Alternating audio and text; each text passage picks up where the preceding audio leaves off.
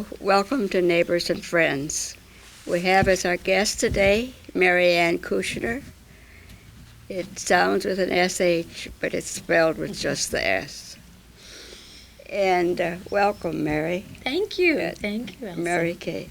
Yes. And you're here as our first woman from Iowa City to be ordained as a Roman Catholic woman priest. I am.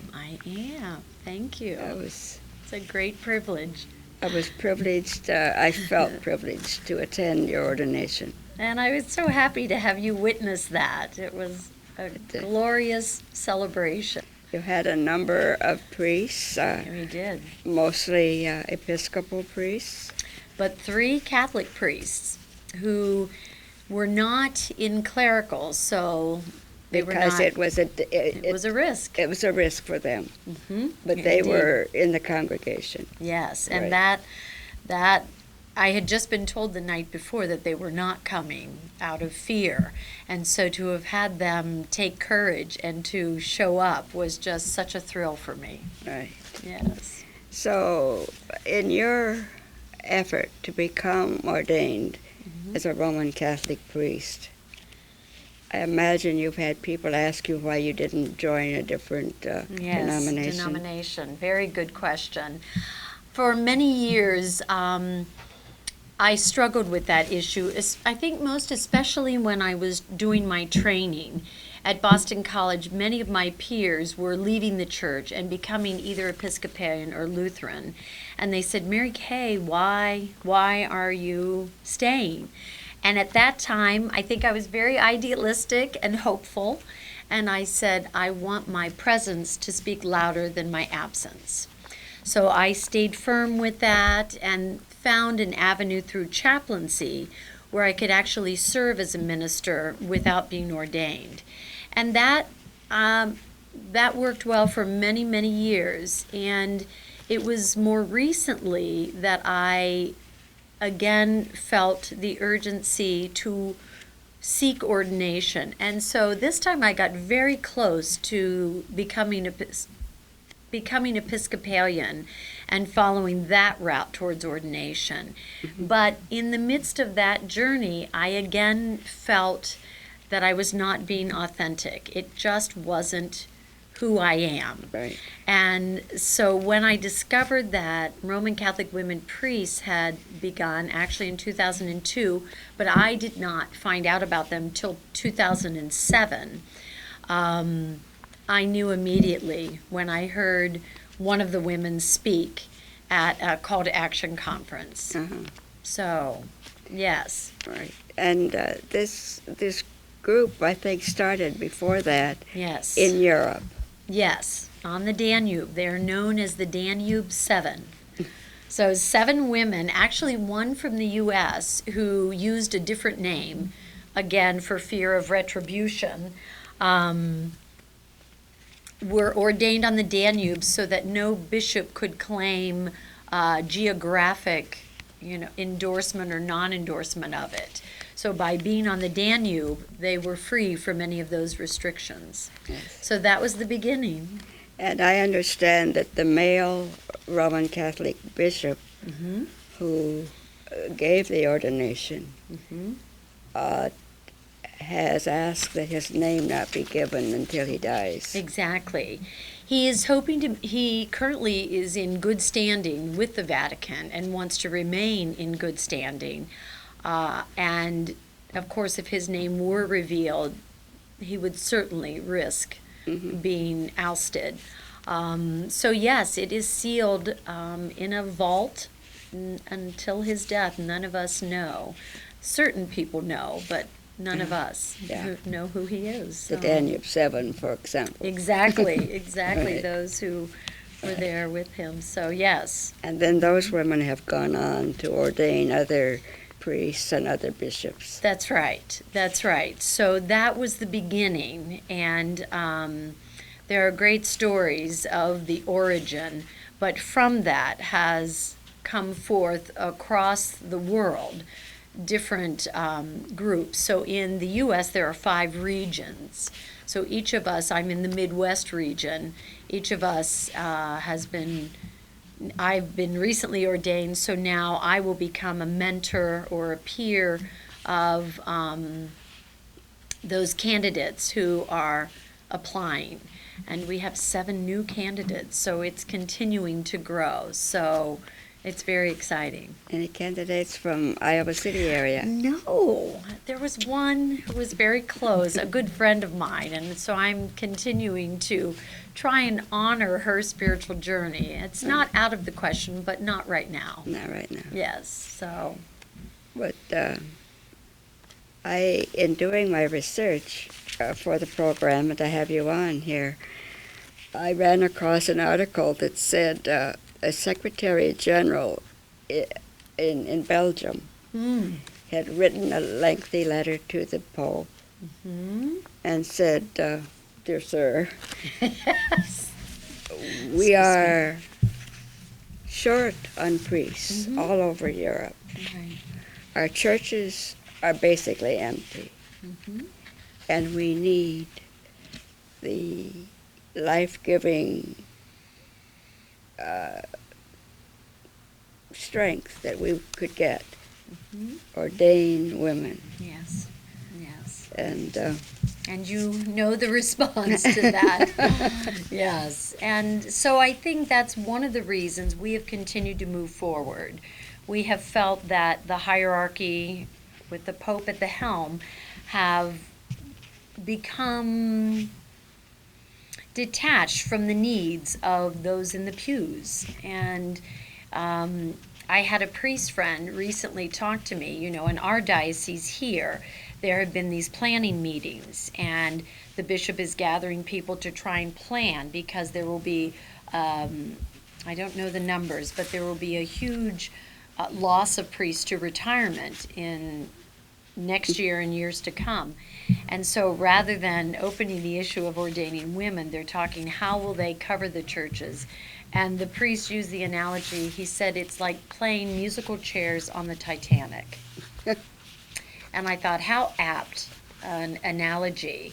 So let's keep talking about how to do with what we have, rather than to broaden the view and to acknowledge women as valid candidates. I know that you're married, 3 handsome sons and a lovely young daughter. Thank you. And so you not only believe that women should be ordained, but that married people should be ordained. Indeed, indeed. We know, of course, in the scriptures, Paul was married. So it's frustrating to look at scriptures in the early Christian church and to know what we believe Jesus began, and to be using man-made laws that were made by the church in later years. So what we are trying to do is to reclaim the original history that is ours. Many people don't know that, and the church has done a good job of covering up those historical facts and just removing. Oh, an extremely good job. It wasn't until I was in graduate school, reading carefully the footnotes of Chaucer, that I realized that the Catholic Church had a married clergy right up until about 1200. Exactly, 13th century. Yep. And I thought, never knew that. No. That's right. And my guess is that the average Catholic on the street doesn't know that. I agree. It's something that we are trying to help educate people about, so that they understand that we are not trying to create something new. And people will say, oh, you're being divisive. And what we are saying is we are reclaiming our Catholic roots. We are reclaiming what Jesus originally intended. Some of his closest followers were women. And my guess is that they were serving as priests. Exactly. In these home churches that were started. Because it would typically be the host or hostess of the house who would conduct the prayers. Of course, in Jewish fashion, it is the woman who says the prayers at Sabbath. And so it would have been very natural for a woman to be leading the community gathered in prayer. So that's interesting. Yes, yes. And we trying to reclaim women apostles. It was, of course, Mary who Jesus first appeared to when he was in his resurrected body. Mhm. And so we believe that that's a very strong statement of Mary going to the disciples and saying, I have news, I have news. And although they didn't initially believe her, they had to come see for themselves. She was the one to bring them the good news Right. of Jesus' resurrection. So for us, that's a mandate of women moving forward to spread the good news. And if there had been any reason for Jesus to want only men Mm-hmm. to serve him, he would have hidden until some men came down. That's right. Shunned the women. And, as we know, Jesus was not one for shunning people. No, So. he broke all kinds of customs, Mhm, right? mhm, All kinds of exactly. taboos. Right, right. Which is what gives us courage to do the same. People may call us heretics, and we say, well, Jesus was the first. Which sounds a little hypocritical, but it's true. He was breaking Jewish law all his life in Yeah. order to get to the deeper truths that Right. the laws hid, really. Right. Hmm.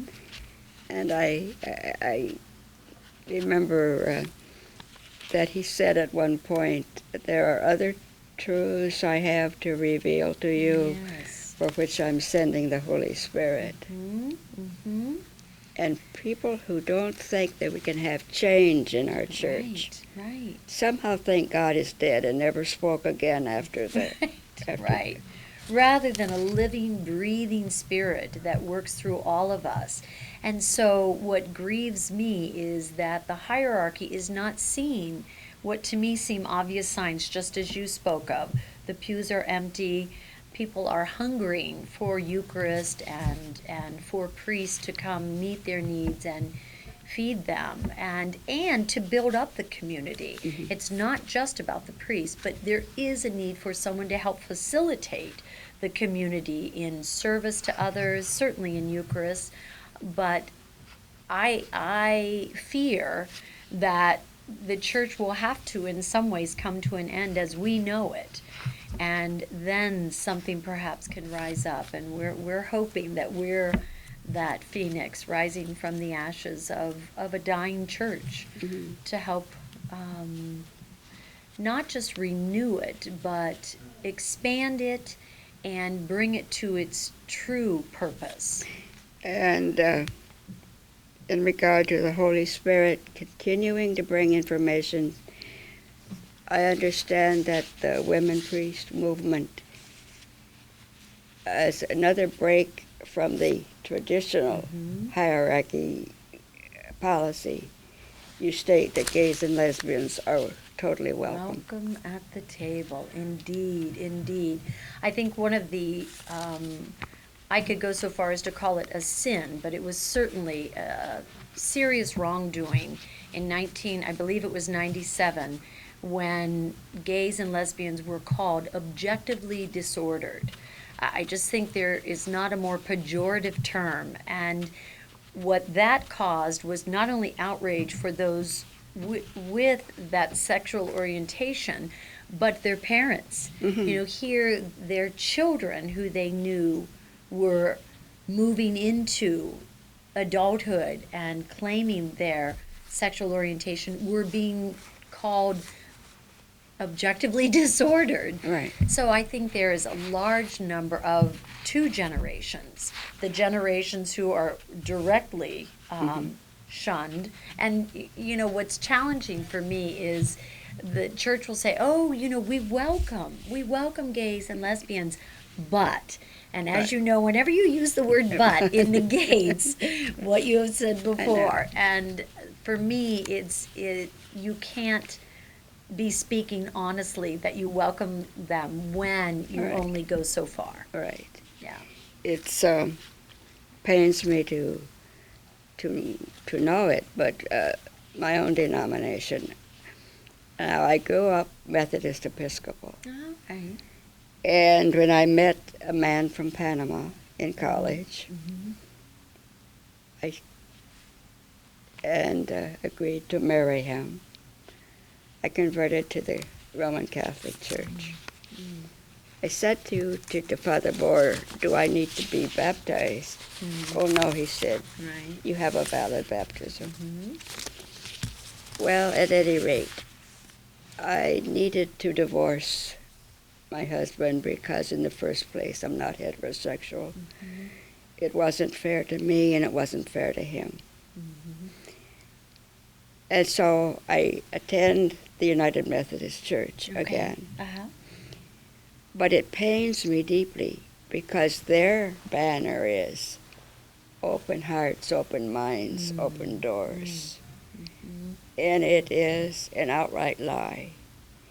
Because about the same time that the American Medical Association, the American Psychiatric Association, said we no longer consider homosexuality as a treatable condition. Mm-hmm. Mm-hmm. About the exact same year, in the early 70s, my church policymakers wrote it in that gays and lesbians could be members, but if they were partnered, There's that but. they Yeah. cannot be ordained. Yes. And it's such a loss. And what I don't understand is committed relationship. You know, I've talked to, thankfully I have wonderful lesbian friends and consider you that as well. And what seems so baffling is it's about love. It's about love. And Right. it's so difficult to understand why there is such judgment about something that Right. is regarding love. And when I speak up at church events or secular events, I said, hold gay couples and lesbian couples to the same standards of faithfulness Right, that we hold heterosexual couples to. But so many of the heterosexual people that condemn us Right. have had their third, their fourth divorce. Exactly, exactly. And I'm not affairs and- speaking right. against divorce, Mhm, mhm. because there are occasions, as my own. Right. My ex-husband remarried, had another child, Mhm. tells my children, I'm so glad to have brothers and sisters. And he's a delightful young man. Treats me with utter courtesy. Nice. So I'm not against divorce as such. There are occasions when that is the correct thing to do Mhm. to solve situations. Difficult situations, right. But for a senator, for example, who has been divorced 2 or 3 times or 4, to condemn gay people simply because they're gay, Right, right. it seems to me So hypocritical. sad, Mhm. ludicrous, and Mhm. sad. Mhm. Yes, yes. So to get back to women priests, Yes. what so there are many male priests I know Yes, that work with you, yes. pray for you, Mhm. and not pray that you'll change. No, Like- no, very supportive. Very supportive. Very supportive. And yet are not, able's not the right word, because certainly they are able, and I'm sure you've heard of Father Roy Bourgeois. Yes, I heard him speak. Good. Yes. So he is the first one to make a public stance in support of us. Right. And I keep hoping at some point the floodwaters will break and that they will begin to come forward in support, but that has not yet happened. No. I think they're getting more brave, coming to my ordination, for example. Right. I thought that was a true act of courage. Yes. And thankfully, they've not had repercussions. But there are many who are supportive but do not say that publicly. Right. So I try and honor, their spiritual journey. I can't imagine taking a step that would cause them to relinquish retirement and, No. all form of financial support. Right. And yet, part of me thinks, because I think, as we women think, why don't you all join together?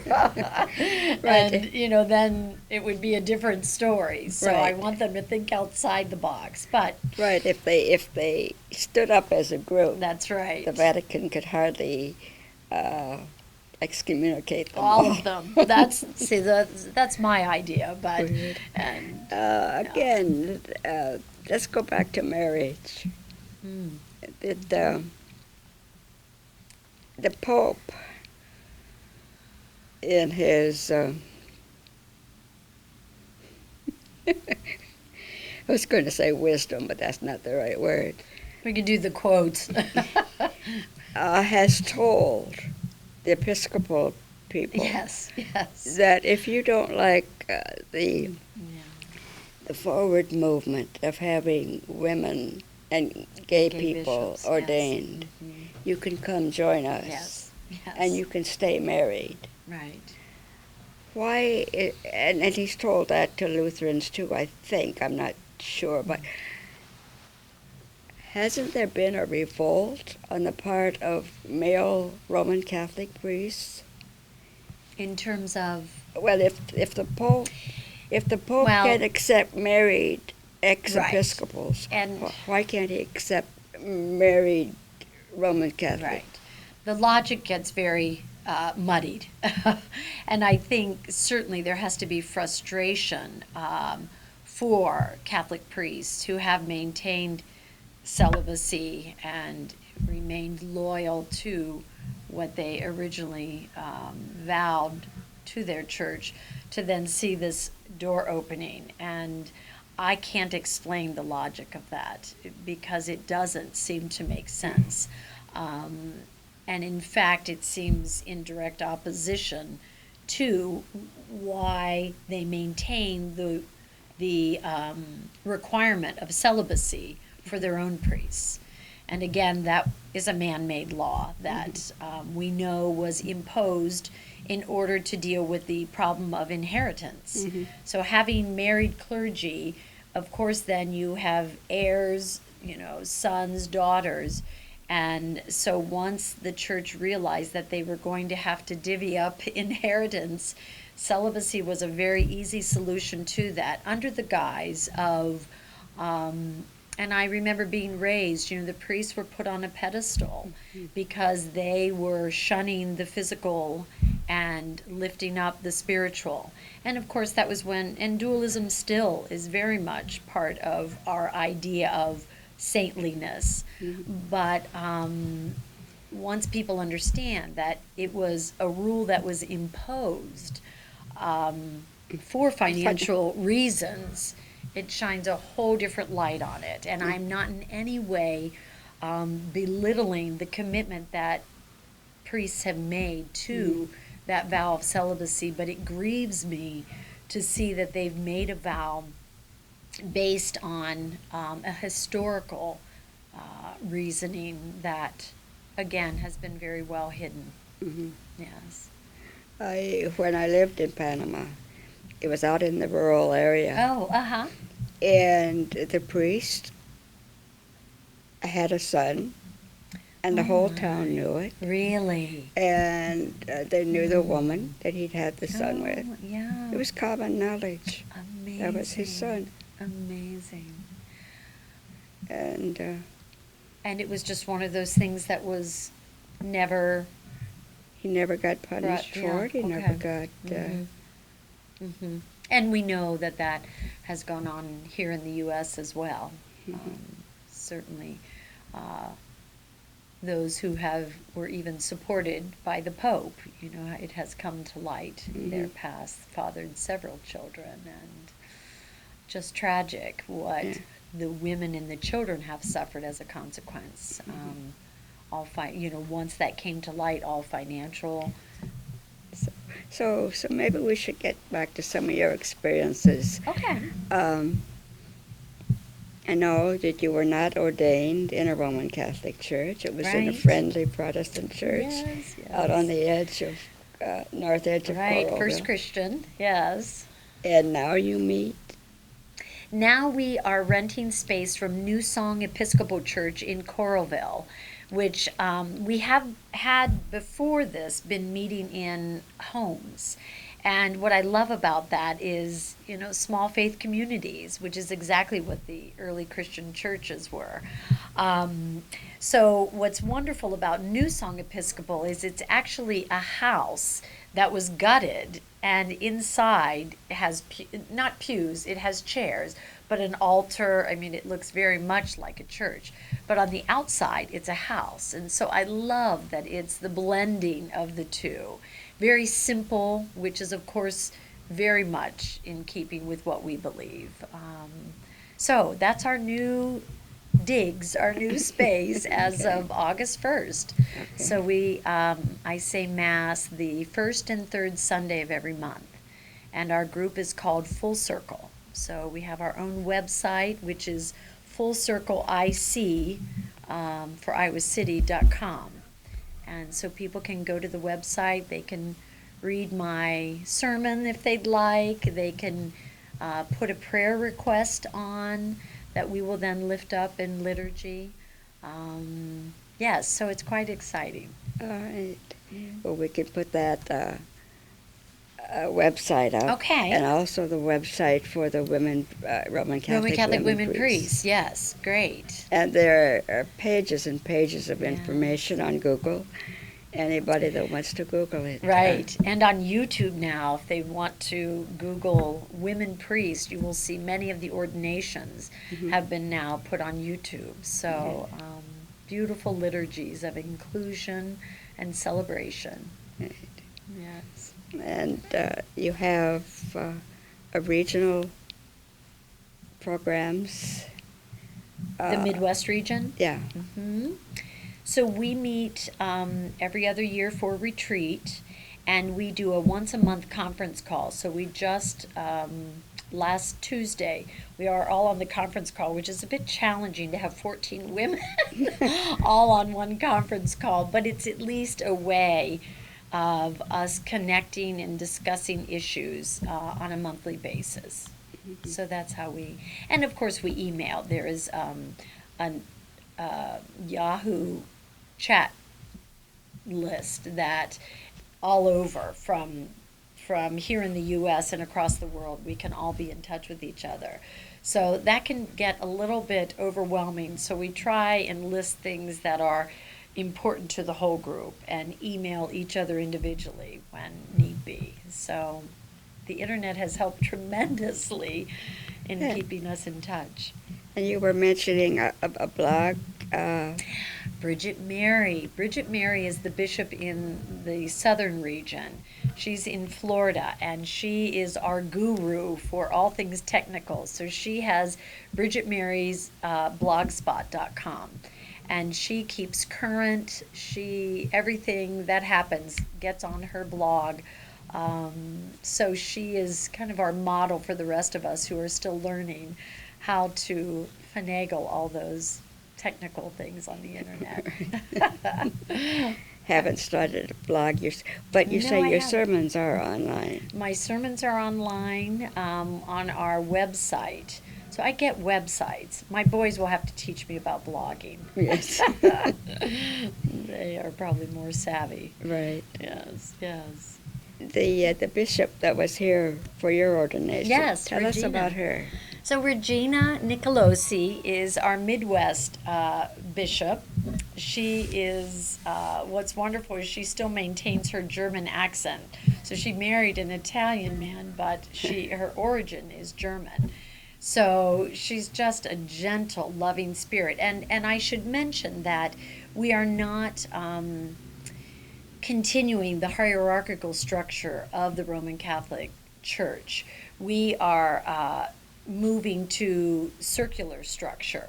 So even though we have bishops, their function is solely for the fostering of candidates in their spiritual discernment of the process towards ordination. So they have no administrative duties because we really want to remove any tendency towards power or those kinds of things. So decisions are made in the round. The bishop has the same vote as the rest of us. And I just think that is very much in keeping with our value of inclusion and trying to do a democratic process, which is much messier and more time consuming, but it is so worth it in the end. So we're learning how to do that, especially with very strong, outspoken women. We all have our opinions, so we all, dive in and share what our concerns or our ideas are, and then ultimately come to a consensus about what needs to be done. So is that emphasis on laity? It's still ordained women. And that's a good piece, Elsie. Very wise of you. One of the pieces that we need to broaden is the inclusion of laity in our movement, because we do call ourselves a movement, and many people have said, "Where are your laity?" So each of us, of course, have communities, but at this point, they don't have input into the function of our movement. And that is a problem, one that we're trying to rectify. As each of us get our communities more established, I think we will find a way to help then inform those who have been ordained, so that it is fully responsive to the needs of the community, the larger community, not just those of us who are in the RCWP movement itself. Mm-hmm. Yes. So if at this point in time, perhaps on a financial basis, you meet just 2 Sundays a month. Yes. Mm-hmm. Do most members continue their membership in some other Catholic parish? It varies. It varies. There are some who do both, and because our Mass is at 4 in the afternoon, there are some who will go to their Catholic church in the morning and then come to our church in the afternoon. And so it just varies. And to me, that is each individual person's journey. If they still feel they need to maintain some kind of a connection, that's fine. What we are trying to do is to simply provide an alternative for those who have felt that they can no longer attend the church. Many people have difficulty with the language. And as you know, the whole pedophile issue, many have lost respect for the clergy. And not that all clergy have been part of that, but they feel they aren't able to trust. I know that was true for many people several years ago as to why they left the church. Each person, I think, gets to a point, not all, where there's an issue. The most recent was, of course, equating women's ordination with us, being as grave a criminal as those who committed pedophile. And that was it for many people. Yeah. They said, okay, that's it for me. So they no longer really wanted to remain in the other the more traditional right. church, right, and then consider themselves full members of Full Circle. So, and just to say, one of the things that you'll also find on the Full Circle website is our financial picture. We're trying to be as transparent as possible, so showing what we take in and what our expenses are, and thankfully we've had good response, and so we're able to go from week to week and be financially all right. So, a painful thing about the Pope's statement. Yes. Extremely painful. I think it was very unwise. There was no need to put the two, to make the statement in the same category. There was no need for that. And I don't think they anticipated the response, the strength of the response that they got. So it again points to how sad things are that they've gotten to this point where they would even be willing to say that. So Yeah, and though I know that within the Roman Catholic Church, going back to different reasons why people would leave a traditional congregation and come join Full Circle. I know that within the Roman Catholic Church there have been strong lesbian, gay, bisexual, transgender support groups. One is called Dignity. Yes. And I have read their literature for a long time now. Oh, good. Still reading. Good. But, and they again, because they feel such an attachment to the liturgy. Right. The ritual, They like to remain in a Roman Catholic Church. Right. And they have priests, male priests who support them, who are, I don't know if I could say members. Perhaps. Perhaps. Perhaps. Yes. But I'm wondering if, because of the church's terrible, terrible documents about gay people, I'm wondering if gay people would tend, and the parents or siblings of gay people would tend to come to Full Circle. Yes, yes. This has become an avenue for them that speaks to what they believe is the truth, that all are welcome at the table. And so, yes, we have members both who are lesbian couples and parents of children, because I think they have suffered silently for a long time. It's been difficult for them to share that with other Catholic parents for fear of what that would mean. And so coming to Full Circle, they know that they can speak openly about their sorrow for their child and themselves in that church. Right. So for them, it's really a coming home, because they can sit in the pew and feel welcomed, and knowing that we are in full acceptance of them and their children. So yes, you're right. That has been some of our membership. Yes.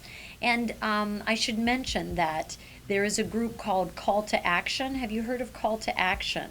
Very liberal national movement of Catholics. We meet every year in November in Milwaukee, and it was originally started to promote social justice, and that is still really at the heart of the movement.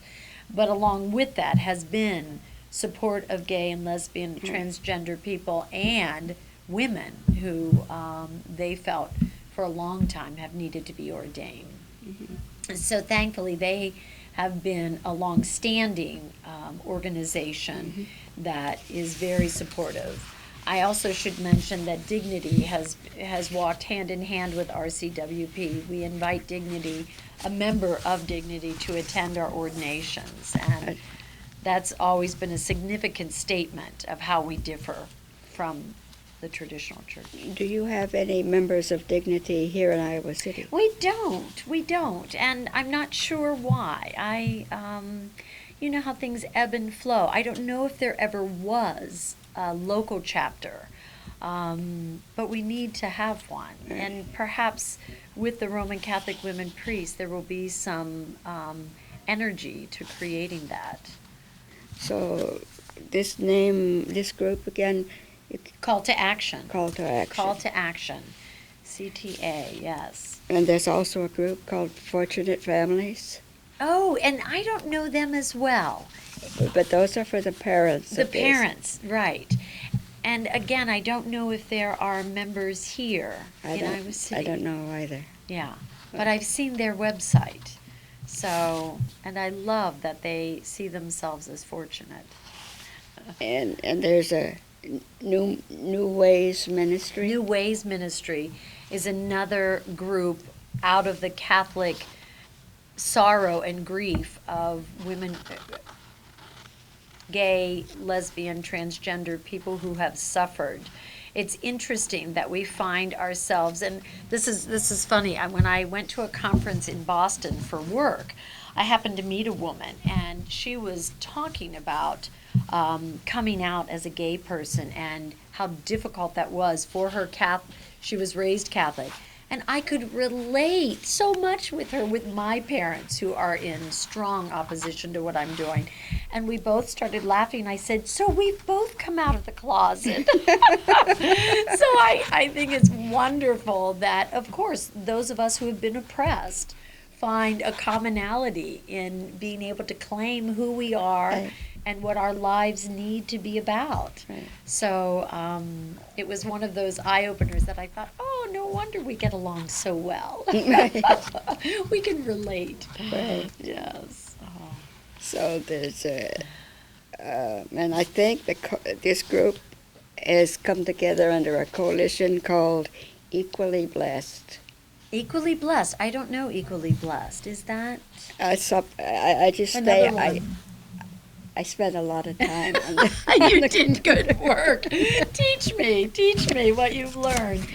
So they are a coalition of these other groups. All right. And To bring them together in right, across the U.S.? because they all have the purpose of opening the church up, Great. helping it to be Equally as blessed. inclusive as Jesus. Wonderful. I mean, where are we coming from? Mm-hmm. To claim to follow Jesus, and yet we close doors left and right. Right. It makes no sense.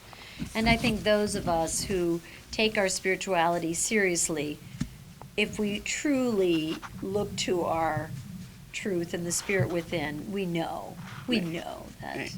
we are not living as Jesus would. Right. I had a quote here from Sister Joan, Chittister! Yeah. And she says, a renewed ministry was the business of both men and women. Mm-hmm. And I bet this was her recent article in National Catholic Reporter. She is actually going to be the keynote speaker at the upcoming Call to Action group. She is just a woman of such faith and such wisdom. So she's one of those who names it and challenges people by speaking the truth. Her latest article was about women religious. As you may know, women religious are being investigated by the Vatican, and it's such a sad statement. And what she was saying is it's women religious who have helped the church to grow in so many ways. So I've often said that if it weren't for the nuns or the women religious, the Catholic Church would have died a long time ago. Indeed, Yeah. indeed. And would never have done the kind of outreach to poor people, to children, to those in need, to hospitals, exactly. So, yes. Mm-hmm. And also I noticed that Sister Miriam Therese Winter, Oh, Miriam Trees. have you met her? I have. Have you? I got her to sign one of her books. We sometimes use her readings at our liturgies because, again, a woman of great wisdom. And a musician. Yes. Beautiful, yes. beautiful songs. Yes. One of them is Mother and God, Mm-hmm. to thee we bring. See, she's just helping to enlarge people's images of God and bringing in the feminine. Right. And she spoke last year at Call to Action and just had such great humor about how risky she was being. But she was speaking the truth, and so should not be silenced. But there are those, I'm sure, who would love to silence her. Thankfully, she's written many books, and so people can have access to her wisdom. Well, she apparently wrote a book called The Story of Ludmila Javarova, ordained Roman Catholic priest from Czechoslovakia. And this was back when Czechoslovakia was under the communist rule, Yes. and for somehow got ordained. Because there was a need, and there was no one to meet that need. And so she stepped forward, and she is still recognized as. So there's another instance of the church not being willing to speak the truth of what it itself did during that time. I mean, it was during a time of stress and great need, but she is validly ordained a priest, and to this day lives that. So, hello. Yes, what's that about? That's so interesting. It is. It is. Okay, yeah. so well, certainly I would urge anyone who is Roman Catholic and interested in change and forward-looking to look up Roman Catholic priests, Yes. to look up Dignity USA, and from that they can find out. The Dignity USA, as I said, has beautiful newsletters. Yes, and The email is Breath of the Spirit. They have Dateline, Quarterly Voice. yes, they are so well organized. It's been in existence since, I believe, 1969. So it has a long history, and really is one of the more forward-looking groups talking about developing a ritual for coming out. That wouldn't it be amazing in church to bless someone in their coming out? So to me, that's a level that I hope at some point will become part of Catholic liturgy. Of course, we're a long way from that, but I love the beauty of affirming someone in their coming out. Right, because we are more whole. Yes. We are more complete. And more fully who you were meant to be. And no one questions you that you're heterosexual. Right. No one has the audacity to come up and say, when did you decide to be heterosexual? No. And Bob Vanderplatz over there in western Iowa would dare to ask me, when did I decide Right, as if it was to be a lesbian? Why choice. couldn't I change if I prayed more? Right. Such judgment and demonization of people who are at their core who they are. And exactly, we don't question people in there, nor do we question heterosexuals, as you were saying earlier, in what they do.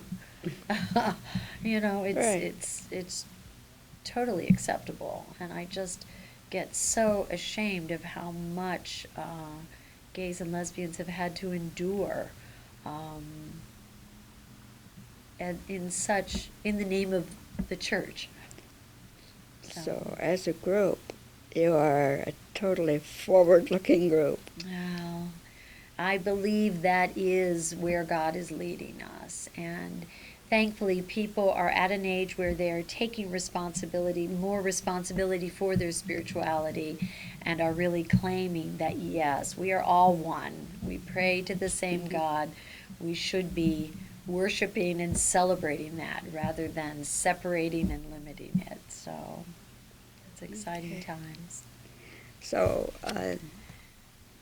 I remember, again, the bishop who came for your ordination. Yes. And she, where does she live? She lives in Red Wing, Minnesota. She is a mother as well, and she has grandchildren. So that's certainly another part of her life. But she, for a long while, was able to function within a Catholic church until she became bishop. And then they asked her to leave. She was even on the parish council, and they asked her to leave. So that was very difficult for her, but it certainly spoke of tolerance within her church for a long while. Because she had been ordained a priest. Yes. Mm-hmm. And they had her on staff, or? Not on staff, but she was a valid member of that church and functioning on the parish council, which is certainly a decision-making body, a role of leadership. But once she was ordained a bishop, they removed their support. And she doesn't know if it was under threat of some sort by the bishop, but Most likely. yes. Most likely. Yes, indeed. So, but continues to have her own worship in her home and invites people there to say Mass. So, yes. And they were, as you mentioned earlier, the early followers of Jesus, and had services in their homes. Mm-hmm, mm-hmm. And in many cases, hidden, secreted places. Mm-hmm. Where there was persecution, right. And it was, we look to that time to help guide us now, because there is certainly persecution and the same kind of judgment of what the rule is. I often say, we were never to live by the letter of the law, but the spirit of the law. And unfortunately, I think the church has lost sight of that. And now the only thing that matters is the letter of the law and obedience and maintaining that hierarchical power. So we need to get back to our roots. I had a pamphlet, and I still have it, but I don't know what stack of papers it's in. I love it. But it was a pamphlet about welcoming gays and lesbians in the church, being more forward-looking. Uh-huh. And it spoke about the magisterium of the hierarchy, although I think they had a different word for it, and the magisterium of the people. Right. And they would have had probably a Latin word for that, as well as but Sensus fidelum, yes. Is that magisterium apply to authority? Or? Exactly. And saying that if you look at Vatican II, there was a shift in saying that the people are the church. We are the church. It is not that the hierarchy gives us any permission to be the church. We are the church. And so again, going back to much more of a democratic way of being church rather than the top-down mode, which has existed for, unfortunately, many, many years. And that's where the hierarchy feels very threatened, to lose those positions of power. Oh my gosh, and to listen to the people in the pews? Unheard of. But in fact, Vatican II was the time where there was agreement that was very much in keeping with the Gospels, that the people are the church.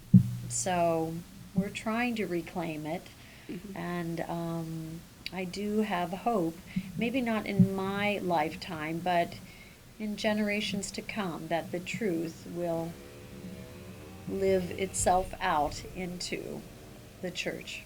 So, well, in the meantime, you're living it out. Trying to be faithful, to be faithful to the call. So, yes. And hoping that others can likewise answer the call and feel a sense of commitment to helping us move forward. Yes.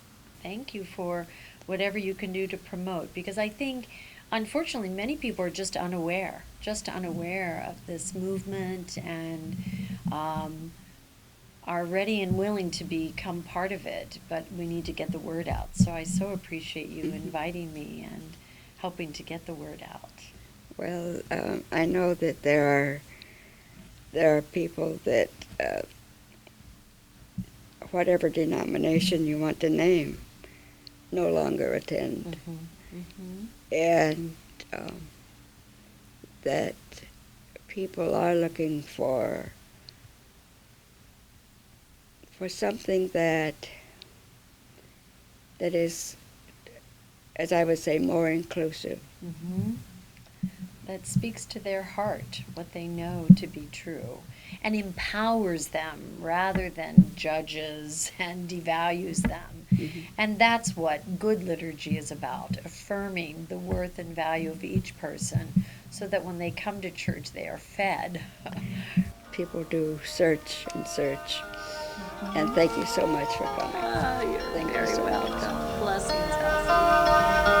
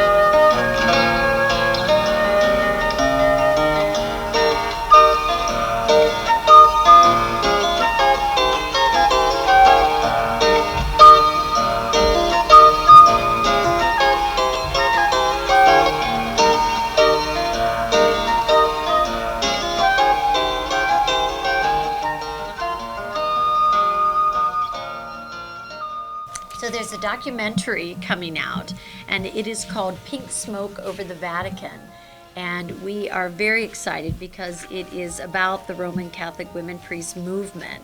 And it's already gotten some play in Los Angeles, and so it's going to be first shown at the Call to Action meeting this coming November. So be looking for that. And where is that meeting? It's in Milwaukee. Are you coming? It's not so far. That's right, 4 hours. So that's an exciting piece to help, again, get the word out. So I love the title. That's interesting. Can't you just see the pink smoke over the Vatican? Right. I remember yes, where they choose a new pope. Right. Might choose a woman. Wouldn't that be amazing? Thanks.